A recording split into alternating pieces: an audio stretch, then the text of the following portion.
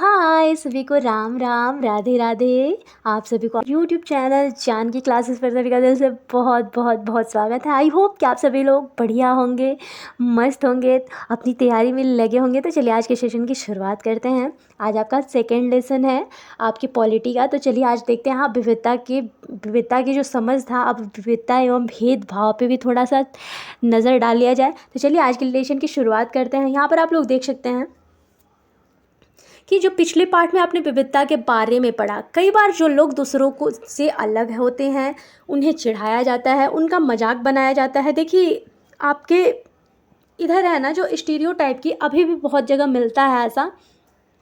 तो बोल रहा है कि अभी आप लोगों ने जो विविधता के बारे में पढ़ा था, कई बार जो लोग दूसरे से अलग होते हैं उन्हें चिढ़ाया जाता है, उनका मजाक उड़ाया जाता है, या फिर उन्हें कई गतिविधियों या समूहों में शामिल नहीं किया जाता है।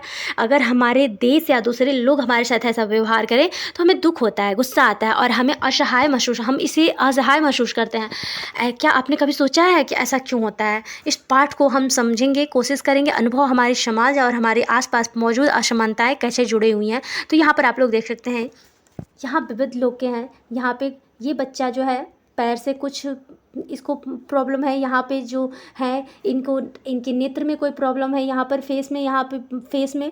तो ऐसे ये बेचारे पैर से, मतलब ऐसी विविधता है जो इस असमानताएं को दर्शाई गई हैं यहाँ पे। फिर यहाँ पर आप लोग देख सकते हैं हम क्या हैं और हम कैसे हैं। यह कई चीज़ों पर निर्भर करता है। हम कैसे रहते हैं, कौन सी भाषाएं बोलते हैं, क्या खाते हैं, क्या पहनते हैं, कौन से खेल खेलते हैं और कौन से उत्सव मनाते हैं, इन सब पर हमारे रहने की जगह के भूगोल और उसके इतिहास का असर पड़ता है। अगर आप संक्षेप में ही निम्नलिखित बिंदुओं पर ध्यान देंगे तो यह अंदाज़ा लग जाएगा कि भारत कितनी विविधताओं वाला देश है। संसार में 8 मुख्य धर्म है। भारत में उन 8 धर्मों के अनुयायी यानी मानने वाले रहते हैं। यहाँ 1600 से ज़्यादा भाषाएं बोली जाती हैं।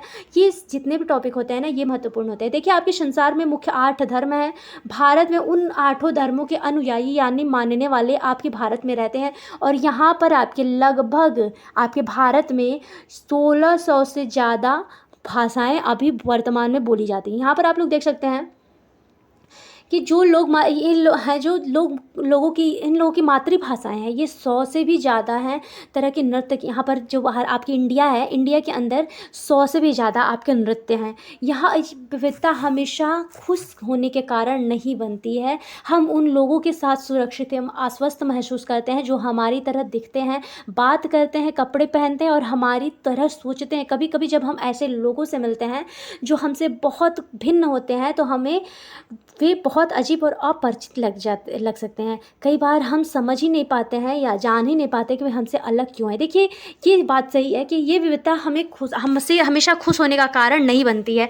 हम वास्तव में ये बात है कि हम उन्हीं लोगों के साथ सुरक्षित और खुश महसूस होते हैं कि जहाँ हमारी तरह लोग मिलते हैं, हमसे मतलब हम लोगों जैसा बातें करते हैं, कपड़े हम लोगों जैसी संस्कृति होती है, हम लोगों जैसी सोच होती है। तो कभी कभी जब हम ऐसे लोगों के साथ मिलते हैं जब हमसे बहुत भिन्न होते हैं तो हमें वे बड़ी अजीब और अपरिचित लग सकते हैं। कई बार हम समझ ही नहीं पाते हैं, ये जान ही नहीं पाते हैं कि हमसे अलग वे लोग क्यों हैं। लोग अपने से अलग दिखने वाले लोगों के बारे में खास तरह की राय बना लेते हैं। चलिए यहाँ पर देख सकते हैं आप लोग कि पूर्वाग्रह, इसी को पूर्वाग्रह बोला जाता है। जो है ना, उन कथनों को देखिए जो आपके ग्रामीण एवं शहरी लोगों के बारे में सही लगे। जिन कथनों से आप सहमत हैं उन पर निशान लगाइएगा। यहाँ पर आप लोग देख सकते हैं इनमें से कुछ कथन ग्रामीण लोगों अज्ञानी की तरह दिखते हैं, जबकि शहरी लोग जो होते हैं, रहने वाले लोग के आलसी एवं सिर्फ पैसे सरोकार रखने वालों की तरह देखते हैं। जब हम किसी के बारे में पहले से ही कोई राय बना लेंगे, उसे हम अपने दिमाग से बिठा लेते हैं तो पूर्वाग्रह के रूप में। देखिए ये पूर्वाग्रह आपका क्या कहलाता है? पूर्वाग्रह आपका यही कहलाता है, मान लीजिए आप किसी के बारे में जानते नहीं हैं, अच्छे से समझ नहीं रहे हैं उस इंसान के बारे में, लेकिन आप पहले से ही दिमाग में अपने माइंड में फिट कर लिए कि ये इंसान ऐसा ही होगा, हाँ ऐसा ही दिखता है तो ये ऐसा ही होगा इसकी। तो हम लोग के पहले की थिंकिंग जो होती है उसी को पूर्वाग्रह बोला जाता है। बोल रहा है कि इनमें से कुछ कथन जो है ग्रामीण लोगों के अज्ञानी के, मान लीजिए गाँव में अधिकतर लोग ऐसा बोलते हैं कि गाँव के लोग बहुत ज़्यादा मतलब ज्ञान नहीं होता है, ऐसे होते हैं वैसे, मतलब गांव के लोगों के ऊपर। तो यही बोल रहा है कि जो ग्रामीण लोग होते हैं उन्हें अज्ञानी की तरह देखा जाता है। ये बात अभी भी है। देखिए, ये बात हर जगह से हटी नहीं है। कहीं ना कहीं ये देखने को मिलती है कि गांव के लोगों को हमेशा लोग, शहर के लोग नीचा दिखा देते हैं। तो यही बात है, जबकि शहर में है, शहर में रहने वाले लोगों को आलसी एवं सिर्फ पैसे से सरोकार रखने वालों की तरह देखिए। और शहर के लोगों को क्या बोला जाता है कि शहर वाले लोग जो होते हैं बड़े आलसी एवं सिर्फ पैसे से सरोकार रखने वालों की तरह देखते हैं। अभी हम लोग किसी के बारे में जानते नहीं है, लेकिन ये माइंड में हम लोग बैठा लेते हैं कि ये इंसान ऐसा ही होगा। वही बोल रहा है कि जब हम किसी के बारे में पहले से कोई राय बना ले रहे हैं, उसे हम अपने दिमाग में बैठा ले रहे हैं, उसी को आप पूर्वाग्रह कह रूप ले लेता है। फिर देख रहे हैं कि ज़्यादातर यह राय नकारात्मक होती है, जैसा कि कथनों में दिया गया है। देखिए, ज़्यादातर मतलब ये लोग जो अपने दिमाग में बैठा लेते हैं, तो ये अक्सर सकारात्मक तो बहुत कम ही देखने को मिलता है, लेकिन अधिकतर ये नकारात्मक होता है। फिर यहाँ पर आप लोग देख सकते हैं कि ज़्यादातर जैसे कि लोगों का ये भी कहना है कि आलसी या कंजूस मानना भी पूर्वाग्रह है। मतलब जो लोग किसी को आलसी मान रहे हैं या कंजूस मान रहे हैं, ये भी आपके माइंड का एक मतलब वो पूर्वाग्रह ही माना जाएगा। फिर यहाँ पर आप लोग देख सकते हैं कि जब हम ये सोचने लगते हैं कि किसी काम को करने का कोई एक तरीका ही सबसे अच्छा और सही है, तो हम अक्सर दूसरे की इज्जत नहीं कर पाते हैं। मान लीजिए, जब हम ये सोचने लगेंगे कि इस काम को करने की कोई भी तरीका है सबसे अच्छा और सही है, तो हम अक्सर दूसरों की इज्जत नहीं कर पाते हैं, उसी काम को दूसरी तरह से करना पसंद करते हैं। जैसे कि अभी हम लोग को कोई भी काम है, मान लीजिए कोई भी ऐसा काम है जिसे आप लोग खुद करते हैं और कोई करने जा रहा है, तो आप लोग को पहले से ही लग जाएगा कि मतलब अच्छा है, सही है, नहीं है, ऐसा मतलब। तो ये भी आपका पूर्वाग्रह में ही आता है।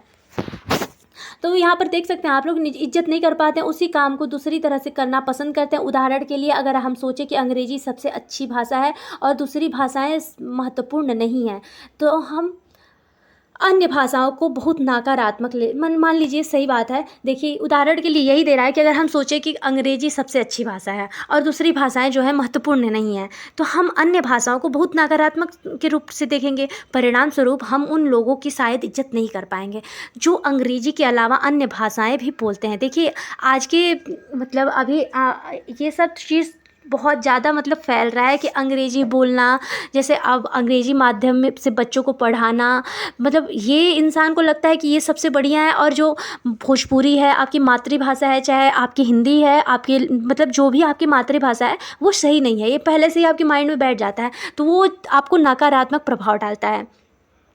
फिर यहाँ पर आप लोग देख सकते हैं, हम कई चीज़ों के बारे में पूर्वाग्रही हो सकते हैं। लोगों को धार्मिक विश्वास, उनकी चमड़ी का रंग, जिस क्षेत्र में से वो आते हैं, जिस तरह से वे बोलते हैं, जैसे कपड़े पहनते इत्यादि। मान लीजिए कोई भी पूर्वाग्रह ये भी हो सकता है आप लोग का, जैसे कोई अन्य धर्म से आ रहा है, उसका विश्वास जो है उनकी चमड़ी का रंग। मान लीजिए आप साउथ अफ्रीका में जाएंगे, वहाँ के लोग मतलब अधिकतर काले ही, मतलब काले ही काले पाए जाते हैं।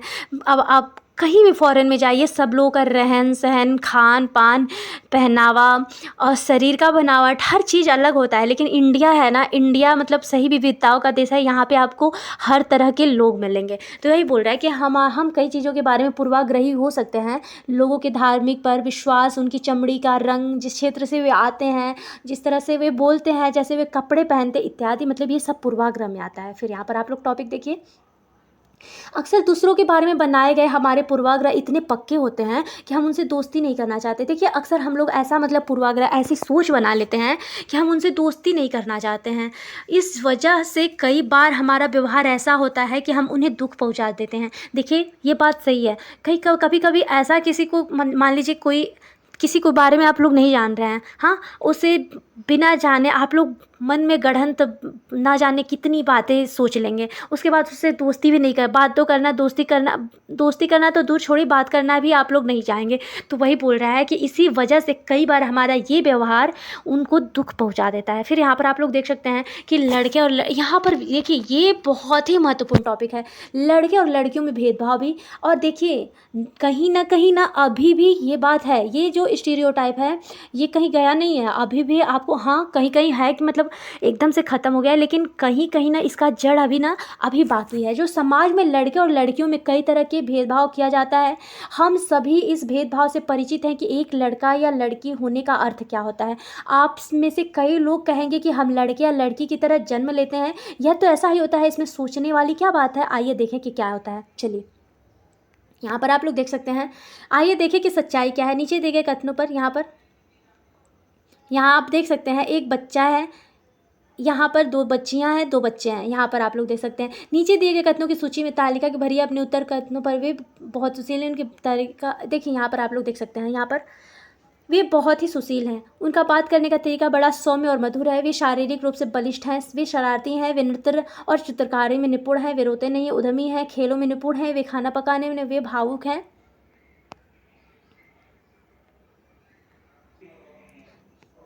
वे खेल में निपुण है, वे खाना पकाने में निपुण है, वे भावुक कहते हैं। देखिए, लड़का और लड़की, लड़का और लड़की, लड़का लड़की, लड़का लड़की, लड़का लड़की, ये 5 जो दे रहे हैं ना, लड़का फर्स्ट है। बोल रहा है कि लड़का जो है वे बहुत ही सुशील है। यहाँ पर लड़का देख रहे हैं और लड़की देख रहे हैं कि उनके बात करने का तरीका बड़ा सौम्य और मधुर है। हो रहा है, आ जाना मम्मी। वे नृत्य करने, वहाँ पर देख सकते हैं कि वे शारीरिक रूप से बलिष्ठ हैं, वे शरारती हैं, वे नृत्य करने, चित्रकारी करने में निपुण, वे रोते नहीं हैं, वे उद्यमी हैं। यहाँ पर आप लोग देख सकते हैं, ये जो बच्चे हैं इन्हीं पर बोल रहा है। फिर यहाँ पर आप लोग देखिए कि लोग तरह तरह की बातें करते हैं। मैं लंगड़ाता हूँ, मेरी बोली लड़खड़ाती है, इसके अलावा और भी बहुत कुछ। कभी कभी मैं उदास हो जाता हूँ तो कभी दुखी, लोग मेरा मजाक उड़ाते हैं। ये नई बात नहीं है। अगर तुम मेरी जगह होते तो क्या करते। देखिए, मान लीजिए कोई भी बच्चा है, अगर आप लोग हंसेंगे तो बेचारा उदास होगा, मजाक उड़ा रहे हैं वो उदास होगा। मतलब ये बोला है कि ये कोई नई बात नहीं है। ये जो आपकी स्टीरियोटाइप चल रही है ना, ये कोई नई बात नहीं है, ये मतलब पुरानी है। ये नई, अगर तुम मेरी जगह होते तो क्या करते। तो जाहिर सी बात है, इंसान दुखी होता। तो तुम दूसरों से कितनी अलग दिखती हो। मैं एक इंसान हूँ, मुझे शर्म आती है, घूरती आंखों से मैं छिप जाना चाहती हूँ। देखिए, मैं एक इंसान हूँ, मुझे शर्म आती है। ये लड़कियों पे बोला जा रहा है कि मैं एक इंसान हूँ, मुझे शर्म आती है, घूरती आंखों से मैं छिप जाना चाहती हूँ। यहाँ पर आप एक लड़की को देख रहे हैं। यहाँ पर आप एक लड़की को देख रहे हैं ना, वो बोल रही है तुम दूसरों से कितनी अलग दिखती हो। फिर यहाँ पर आप लोग देखिए,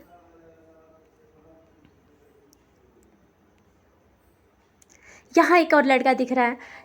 सिर्फ इसीलिए कि मेरी टांगें डगमगाती है, लोग सोचते हैं कि मेरा दिमाग भी डगमगाता है। मतलब पहले से ही इंसान सोच लेता है। मान लीजिए बच्चा जो है, इसके पैर में कुछ प्रॉब्लम होगी तो वो डगमगाता है, तो लोग पहले से ही मतलब दिमाग में मतलब ऐसा सोच लेते हैं कि इसका दिमाग भी सही नहीं होगा।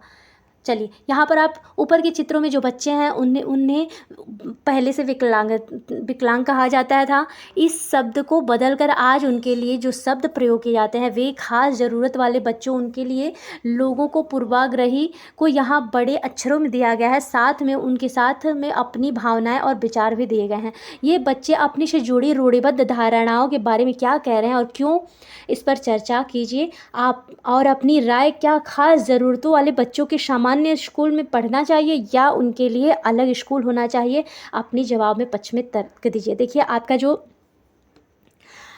एक जो इंक्लूसिव आपका एजुकेशन है, समावेशी शिक्षा है, इस जो ये पूर्वाग्रह है ना, इसी को मिटाने का कार्य जो आपकी समावेशी शिक्षा है इसी पे है। तो देखिए, अगर हम इस कथन को लें कि वे रोते नहीं, तो आप देखेंगे कि यह गुण आमतौर में लड़कों या पुरुषों के साथ जोड़ा जाता है। देखिए, अक्सर लोग ये बोलते हैं, जाहिर सी बात है, आप कहीं भी देखिएगा कि लोग, अगर कोई लड़का रोता है तो लोग बोलते हैं लड़की हो क्या, लड़कियों की तरह क्यों रो रहे हो। तो आप देखेंगे कि यह गुण जो आमतौर में लड़कों या पुरुषों के साथ जोड़ा जाता है। बचपन में जब लड़कों को गिर जाने पर चोट लग जाती है तो माता पिता एवं परिवार के अन्य सदस्य अक्सर यह कहकर चुप करा देते हैं कि रो मत, तुम तो लड़के हो, लड़के बहादुर होते हैं, रोते नहीं हैं। जैसे जैसे बच्चे बड़े हो जाते हैं तो यह विश्वास करने लगते हैं कि लड़के हैं, लड़के रोते नहीं हैं। देखिए, ये मतलब एक आम बात है। ये आप कहीं भी देखेंगे ना, अभी गांव में, चाहे हम अभी, तो मुझे लगता है कि बहुत कम ही ऐसा है कि मतलब लोग अभी ये पूर्वाग्रह जो है ख़त्म कर पाए हैं।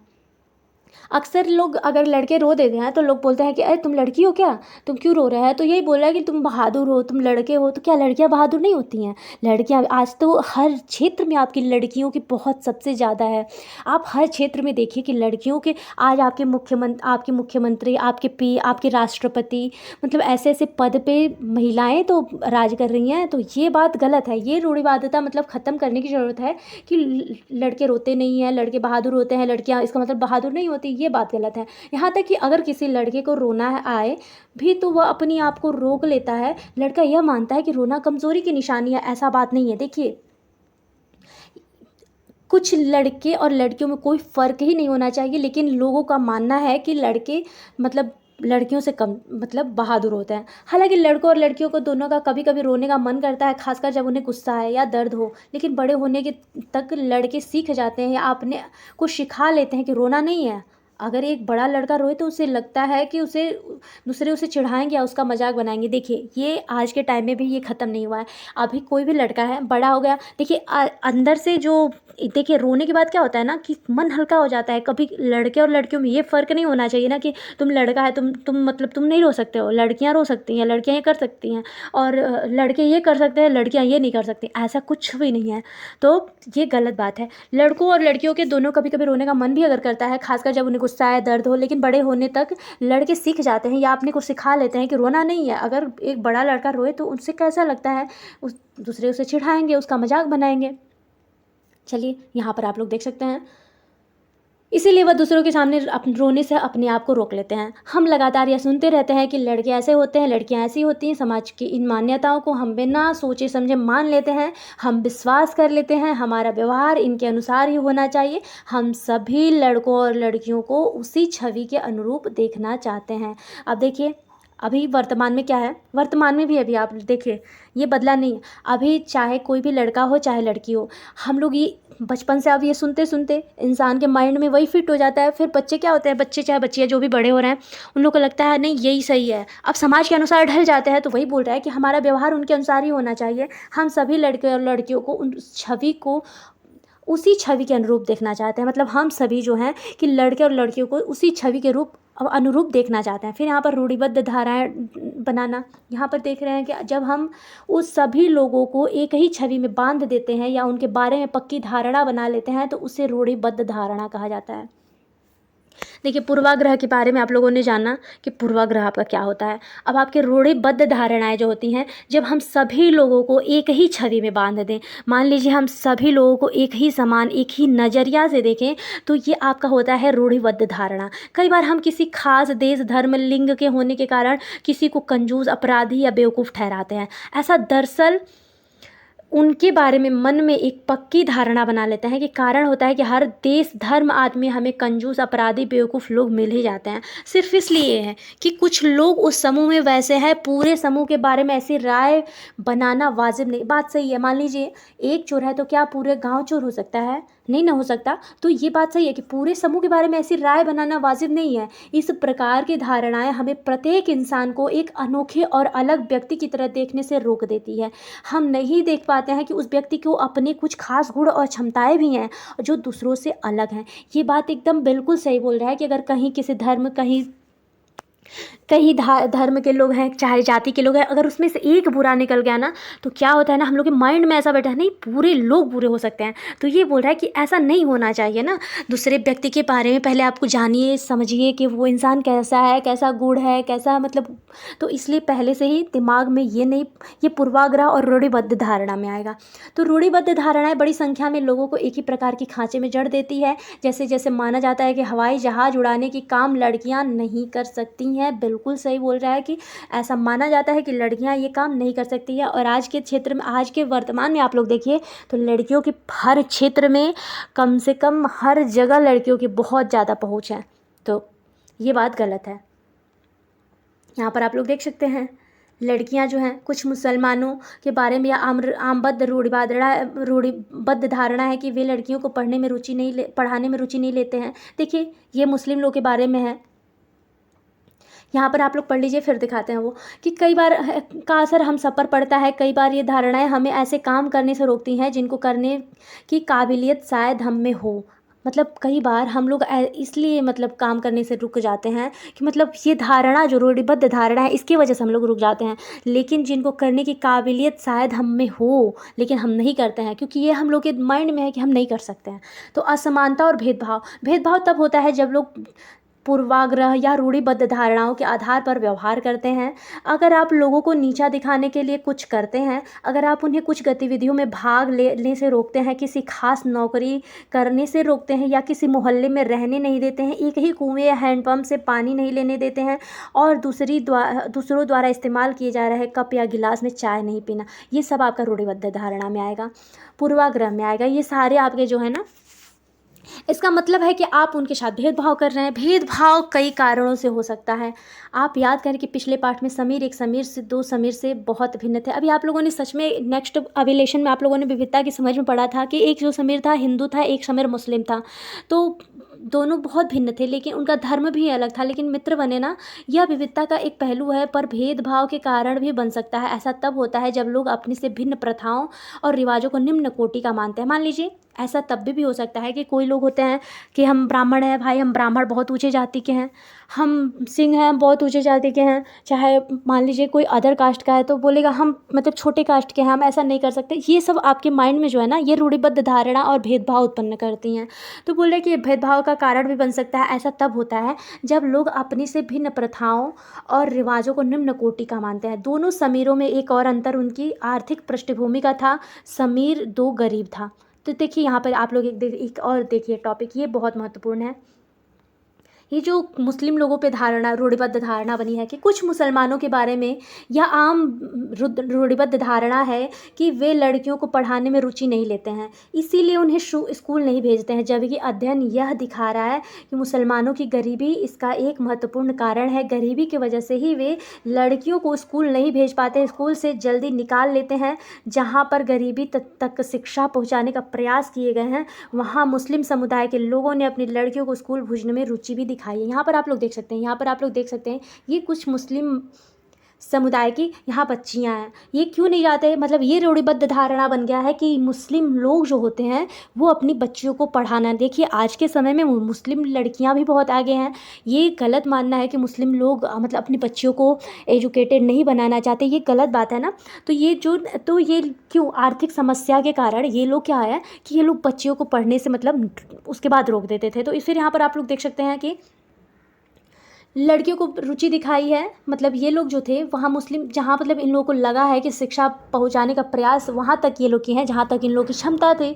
फिर ये लोग बोल सकते हैं कि उदाहरण के लिए तौर पर केरल में स्कूल प्रायः घर के पास है, सरकारी बस की सुविधा बहुत अच्छी है, जिससे ग्रामीण क्षेत्रों में शिक्षकों को स्कूल पहुंचने में मदद मिलती है। उनमें 60% से ज़्यादा महिला शिक्षक हैं और इन सभी कारकों में ने बहुत सारे गरीब परिवार के बच्चों को स्कूल ले जाने में मदद की है, जिनमें मुसलमान लड़कियां भी शामिल है। देखिए आपके केरल में एक स्कूल है, स्कूल जो है आपके देखिए ग्रामीण क्षेत्रों में शिक्षक को स्कूल पहुंचने के लिए जो बस है, केरल के पास सरकारी बस की सुविधा बहुत अच्छी की गई है, जिससे ग्रामीण क्षेत्रों में शिक्षकों को स्कूल पहुंचने में मदद मिलती है।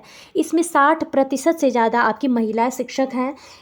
इन सभी कारकों ने बहुत सारे गरीब परिवार के बच्चों को स्कूल जाने से मदद की है, जिनमें मुसलमान लड़कियां भी शामिल हैं। ये आपके केरल की बात है। दूसरे राज्यों में जहां ऐसा प्रयास नहीं किए गए, वहाँ गरीब परिवारों के बच्चे को स्कूल जाने में मुश्किल आती है, चाहे वे मुसलमान हो, जनजाति हो या अनुसूचित जाति के हों। जाहिर है कि मुसलमान लड़कियों की स्कूल से गैर हाजिरी का कारण धर्म नहीं है, गरीबी है। देखिए मतलब ये मानना है कि देखिए ज़रूरी नहीं सबका आर्थिक, सबका समय एक समान हो। तो ये नहीं आप लोग पहले से ही माइंड में बैठा सकते हैं कि मुस्लिम लड़कियां पढ़ना नहीं चाहती हैं, आगे बढ़ना नहीं चाहती। देखिए हर एक इंसान का शौक़ होता है, ये तो धर्म बांट गया है, जाति भाग बांट दी गई है आपके, नहीं तो हर इंसान ये भेदभाव मिटाना बहुत ज़रूरी है, बहुत ज़रूरी है, क्योंकि इससे इंसान को हर्ट होता है। फिर आप लोग यहाँ पे देख सकते हैं विविधता का पहलू नहीं है, यह तो असमानता का है। बहुत लोगों के पास अपने खाने, कपड़े और घर की मूल ज़रूरतों को पूरा करने के लिए साधन और पैसे नहीं होते हैं। इस कारण दफ्तरों, अस्पतालों, स्कूलों आदि में उनके साथ भेदभाव किया जाता है। देखिए बोल रहा है कि विविधता का पहलू नहीं है ये सब, यह तो असमानता है। बहुत लोगों के पास अपने खाने, कपड़े और घर की मूल जो ज़रूरतें होती हैं उनको पूरा करने के लिए भी पैसे नहीं होते हैं। इस कारण दफ्तरों, अस्पतालों, स्कूलों आदि में अनेक उनके साथ मतलब भेदभाव किया जाता है। फिर बोल रहा है कि कुछ लोगों को विविधता और असमानता पर आधारित दोनों ही तरह के भेदभाव का सामना करना पड़ता है। एक तो इसका कारण ये भी है कि उस समुदाय के सदस्य हैं जिनकी संस्कृति का मूल्यांकन नहीं माना जाता है। ऊपर से यदि वे गरीब हैं, उनके पास अपनी ज़रूरतों को पूरा करने का साधन नहीं, तो इस आधार पर भी भेदभाव किया जाता है। मतलब ये बोल रहा है कि ऊपर से वे गरीब हैं, उनके पास अपनी ज़रूरत को पूरा करने का साधन तो है ही नहीं, इसके आधार पर भी लोग उनको मतलब भेदभाव करते हैं। लोग भेदभाव मतलब मान लीजिए आर्थिक स्थिति ख़राब है तो उसके आधार पर भी लोगों को मतलब उन लोगों के प्रति भेदभाव हो जाता है। फिर बोल रहे हैं कि धार्मिक समूहों और खासकर क्षेत्रों के लोगों को करना पड़ता है। मान लीजिए जो धार्मिक समूह है, खासकर क्षेत्र के लोगों को मतलब ये करना पड़ता है। भेदभाव का सामना करने पर अपनी आजीविका चलाने के लिए लोग अलग अलग तरह के काम करते हैं, जैसे पढ़ाना, बर्तन बनाना, मछली पकड़ना, बढ़ईगिरी, खेती, बुनाई इत्यादि। मान लीजिए अपनी आर्थिक स्थिति सही करने के लिए इंसान को बहुत काम करना पड़ता है। मान लीजिए आजीविका चलाने के लिए अब फैमिली है, फैमिली को खिलाना है, पिलाना है, जो भी है, मतलब बच्चों को पढ़ाना है, तो लोगों को तो काम करना है, जाहिर सी बात है करना पड़ेगा। तो लोग क्या, कोई पढ़ाता है, कोई बर्तन बनाता है, कोई मछली पकड़ता है, कोई बढ़ईगिरी, कोई खेती बुनाई इत्यादि काम, बहुत काम है। यहाँ पे एक टीचर को आप देख सकते हैं, यहाँ बच्चे पढ़ रहे हैं यहाँ पे। तो ये सब दिखाया गया है। लेकिन मुकाबले कुछ कामों को दूसरों के मुकाबले अधिक महत्वपूर्ण माना जाता है। देखिए इसमें भी है कि मतलब कुछ काम ऐसे होते हैं जिनमें मतलब दूसरे के मुकाबले अधिक महत्वपूर्ण माना गया है। सफाई करना, कपड़े धोना, बाल काटना, कचरा उठाना जैसे कामों को समाज में कम महत्व माना जाता है। देखिए ये जितने काम है ना, ये बात सही है, जो समाज है ना इसे नीचा समझता है। जो आपके ये सफाई करना हुआ, कपड़ा धोना हुआ, बाल काटना हुआ, कचरा उठाना हुआ जैसे कामों को समाज में कम महत्व दिया जाता है। इसीलिए जो लोग इन कामों को करते हैं उनको गंदा और अपवित्र माना जाता है। यह जाति व्यवस्था का एक बड़ा ही महत्वपूर्ण पहलू है। देखिए आपके इस लेसन में ना मैं 100% श्योर बोल रही हूँ, इतना महत्वपूर्ण टॉपिक है ये ना कि आप लोगों को ना इसमें से इतने क्वेश्चन मतलब फंसेंगे ना, आपका चाहे CDP हुआ, EVS हुआ, चाहे, क्योंकि देखिए विविधता एक ऐसा सब्जेक्ट है ना, इस पर हर साल क्वेश्चन और बहुत ही महत्वपूर्ण क्वेश्चन, और यहाँ से बहुत क्वेश्चन फंसते हैं। तो इसीलिए एक एक टॉपिक आप लोग ध्यान से देखते चलिएगा। तो बोल रहे हैं जाति व्यवस्था का एक बड़ा ही महत्वपूर्ण पहलू है। जाति व्यवस्था में लोगों को समूहों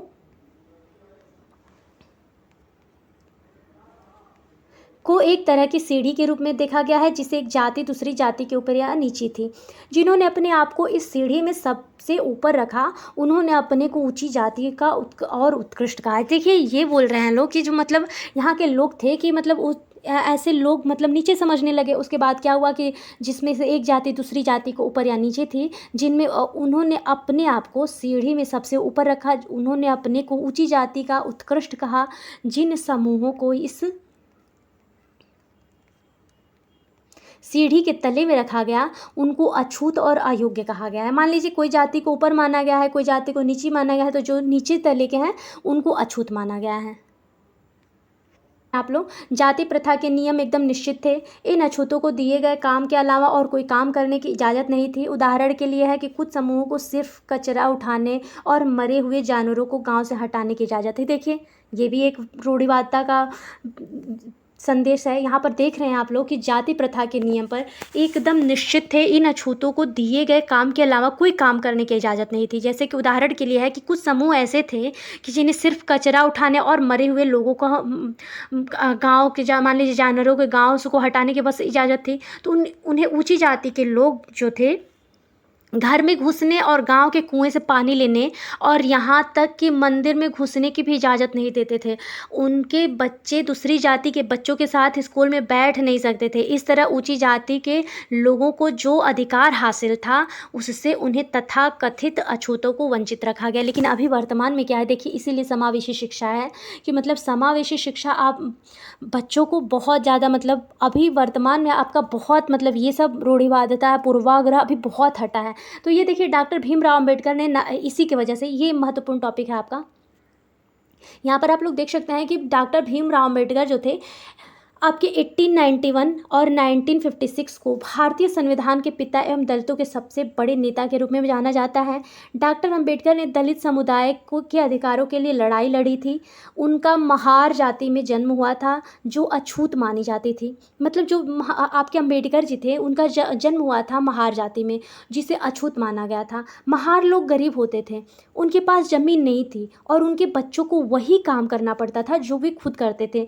उन्हें गाँव के बाहर रहना पड़ता था और गांव के अंदर आने की इजाज़त नहीं थी। मतलब जो महार जाति के लोग थे उन्हें मतलब जहाँ रहते थे उनके बच्चों को भी वहीं मतलब रहना पड़ता था, काम करना पड़ता था, खुद करते थे। गांव के बाहर मतलब उन लोगों को रहना पड़ता था, गांव के अंदर आने की उनको इजाज़त भी नहीं थी।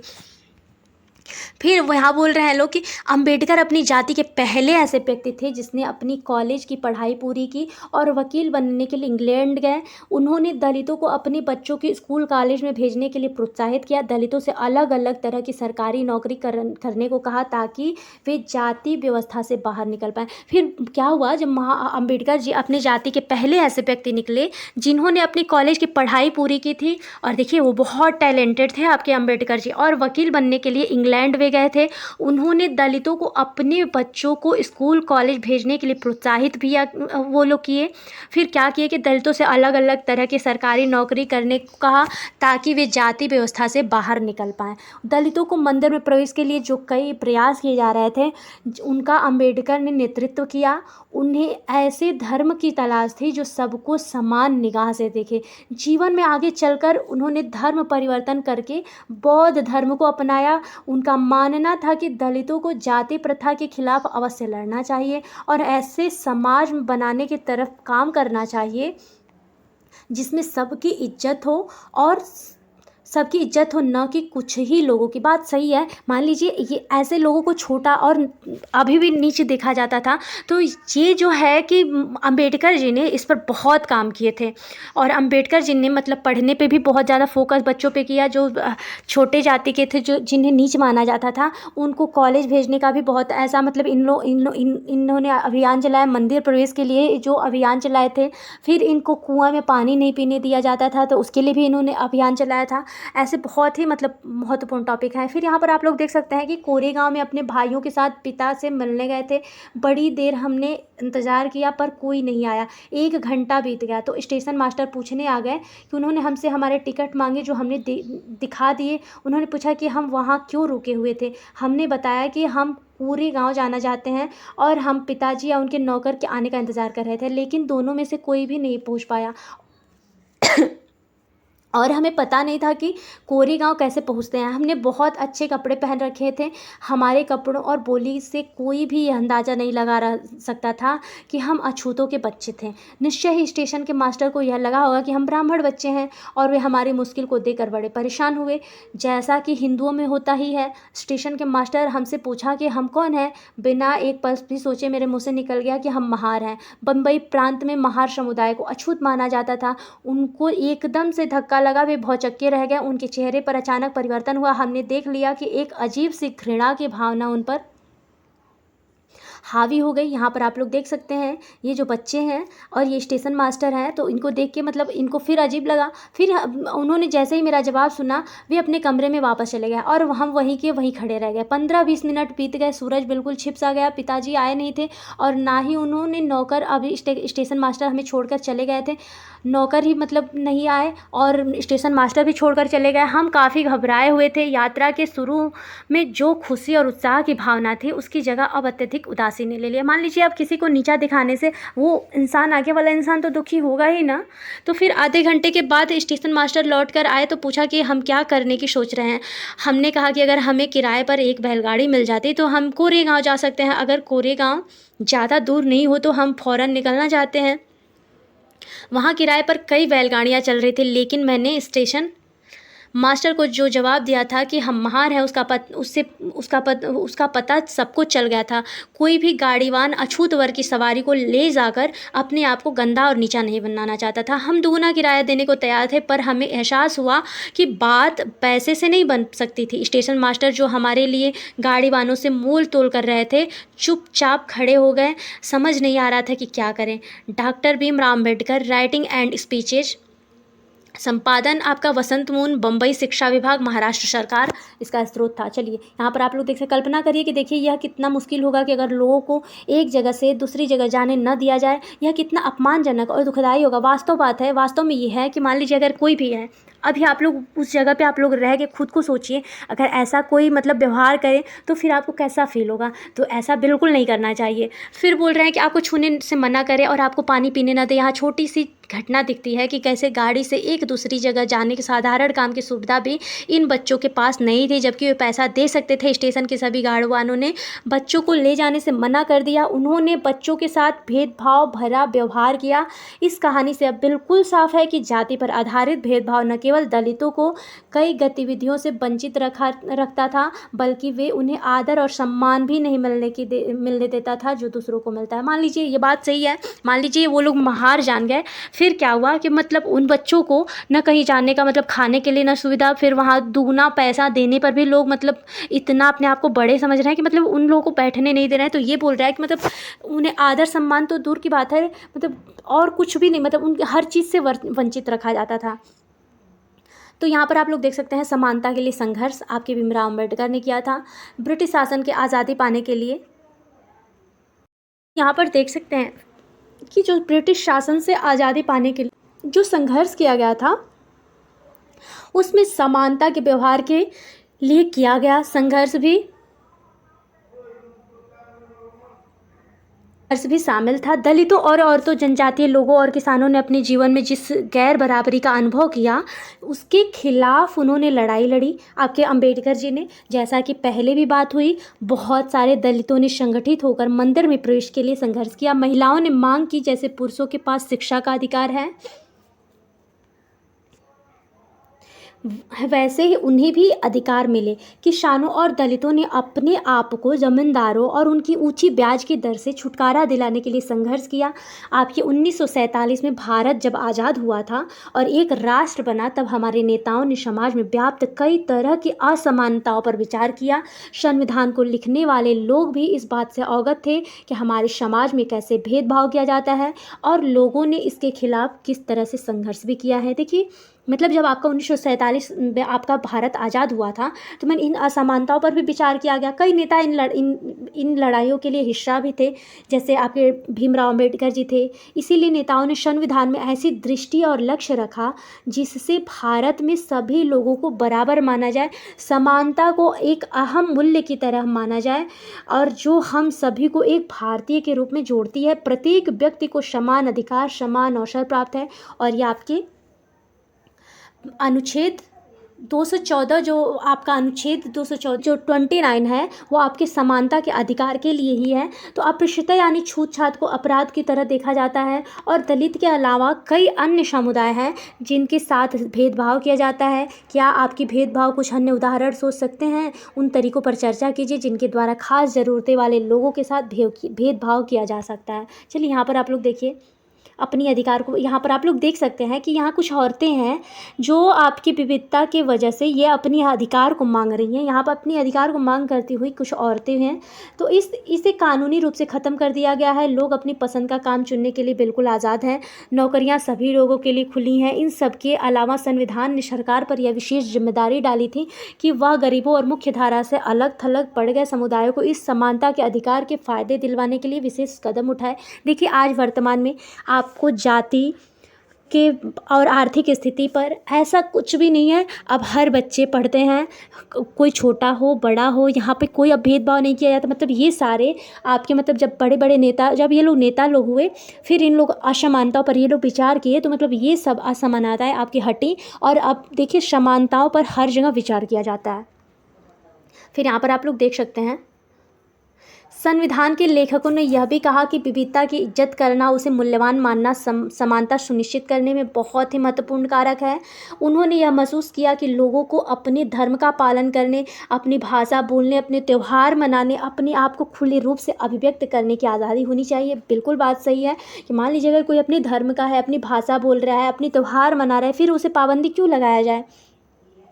तो यहाँ पर आप लोग देख सकते हैं उन्होंने कहा कि कोई भी एक भाषा, धर्म या त्यौहार सबके लिए अनिवार्य नहीं बनना। मतलब एक भाषा किसी के लिए मतलब पाबंदी नहीं है, वो कोई भी भाषा बोल सकता है, कोई भी धर्म हो कोई त्यौहार मनाए, उसके लिए मतलब सब चीज़ अनिवार्य है। उन्होंने जोर दिया कि सरकार सभी धर्मों को बराबर मानेगी। इसलिए भारत आपका जो है एक धर्मनिरपेक्ष देश है जहाँ लोग बिना भेदभाव के अपने धर्म का पालन करते हैं।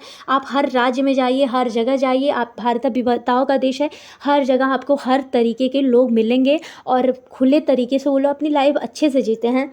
तो महत्वपूर्ण कारक इस रूप में देखा जाता है कि हम इकट्ठे रहते हैं, इकट्ठे रहते हैं और एक दूसरे की इज्जत भी करते हैं। यहाँ पर आप लोग देख सकते हैं आपके भारत का जो संविधान है, हम भारत के लोग उद्देशिका में आपके लिखा है कि हम भारत के लोग भारत को एक संपूर्ण प्रभुत्व संपन्न समाजवादी पंथ निरपेक्ष लोकतंत्रात्मक गणराज्य बनाने के लिए तथा उसके समस्त नागरिकों को सामाजिक रूप से आर्थिक और राजनैतिक न्याय विचार अभिव्यक्ति और विश्वास धर्म और उपासना की स्वतंत्रता प्रतिष्ठा और अवसर की क्षमता प्राप्त करने के लिए तथा उन सब में व्यक्ति की गरिमा और राष्ट्र की एकता और अखंडता सुनिश्चित करने वाली बंधुता बढ़ाने के लिए दृढ़ संकल्प होकर अपनी इस संविधान सभा में आज तारीख 26 नवंबर 1949 ईस्वी में एकतावाद इस संविधान को अंगीकृत अधिनियम आत्मसमर्पित करते हैं। आपका उद्देशिका में ये सारा लिखा हुआ है, ये आप लोग देख सकते हैं। शायद आप लोग को क्लियर नहीं दिखे क्योंकि ये बुक भी क्लियर बहुत ज़्यादा नहीं दिख रहा है। फिर यहाँ पर आप लोग देख सकते हैं, यहाँ पे आपको हर जाति हर धर्म के लोग दिख रहे हैं। यहाँ पे आप लोग देख सकते हैं, एक सेकेंड, ये जो आपकी भारत की संविधान लिखने वाली समिति हैं वहाँ के कुछ सदस्य हैं। ये देखिए, कोई सिख है, कोई ईसाई है, कुछ मुस्लिम है, कोई अदर मतलब धर्म के हैं लोग, लेकिन सब लोग उन्हें संविधान लिखने वाली समिति जो है उन लोगों के ये कुछ सदस्य हैं। ये रियल पिक्चर है। हालांकि हमारे संविधान में इन विचारों पर जोर दिया गया, पर यह पाठ इस बात को उठाता है कि असमानता आज भी मौजूद है। समानता वह मूल्य है जिसके लिए हम निरंतर संघर्ष करते रहना होगा। भारतीयों के लिए समानता का मूल्य वास्तविक जीवन का हिस्सा बने, सच्चाई बने, इसके लिए लोगों के संघर्ष, उनके आंदोलन और सरकार द्वारा उठाए जाने वाले कदम बहुत ज़रूरी है। मतलब ये है कि अभी देखिए, अभी भारत में जो है, हालांकि हमारे संविधान में इन विचारों पर जोर दिया गया है, लेकिन यह पाठ इस बात को उठाता है कि असमानता आज भी, देखिए आज भी बात तो सही है, कहीं कहीं जगह पे जाइए तो ये असमानताएं अभी भी दिखने को मिलती हैं। तो वही बोल रहा है, समानता वह मूल्य है जिसके लिए हमें निरंतर संघर्ष करते रहना होगा और भारतीयों के लिए समानता का मूल्य है कि वास्तविक जीवन का हिस्सा बने, सच्चाई बने, इसके लिए लोगों के संघर्ष, उनके आंदोलन और सरकार द्वारा उठाए जाने वाले कदम बहुत ज़रूरी है। चलिए, तो आज का लेसन यहाँ पर समाप्त होता है। और देखिए, ये जो थियरी आप लोगों को प्रोवाइड करा रहे हैं ना, इतना महत्वपूर्ण है। अगर आप लोग टॉपिक वाइज ध्यान से देखते चलते हैं ना, तो आप लोगों को क्वेश्चन कहाँ से आ रहा है, कहाँ से टॉपिक पूछ रहा है, आप लोगों को कन्फ्यूजन नहीं होगी। और आपको 1 चैप्टर 1 डे आपको रोज़ कराएंगे, लेकिन बस आप लोग को क्या करना है, थोड़ा सा पेशेंस बना के वीडियो में एंड तक जरूर बने रहना। हाँ, क्योंकि देखिए वीडियो बहुत ही महत्वपूर्ण टॉपिक होती है। चाहे अगर आप लोग कॉम्पिटिटिव एग्ज़ाम दे रहे हैं, वैसे तो ये है सीटेट सेकेंड पेपर के लिए। तो अगर आप लोगों को सच में लगे ना कि सच में, देखिए ये जो आपको थियरी प्रोवाइड करा रहे हैं ना, ये बहुत ही महत्वपूर्ण थियरी है, आप लोग के लिए बहुत ज़्यादा हेल्पफुल होगा। तो बस आप लोग क्या करिए ना, थोड़ा सा पेशेंस बना के बना रहा करिए। और हाँ, अगर आपको लगे कि सच में वीडियो बहुत ज़्यादा हेल्पफुल है ना, तो प्लीज़ आप लोग वीडियो में एंड तक बना रहा करिए, वीडियो एंड तक देख के जाया करिए, क्योंकि नॉलेज कहीं से भी मिले लेना चाहिए। हाँ, चलिए मिलते हैं सभी को नेक्स्ट वीडियो में। तब तक के लिए सभी को मेरा राम राम, राधे राधे। अगर वीडियो पसंद आए तो please like share and subscribe और एक अच्छा प्यारा सा कमेंट जरूर करिएगा। चलिए मिलते हैं सभी को नेक्स्ट वीडियो में। तब तक के लिए सभी को मेरा राम राम, राधे राधे।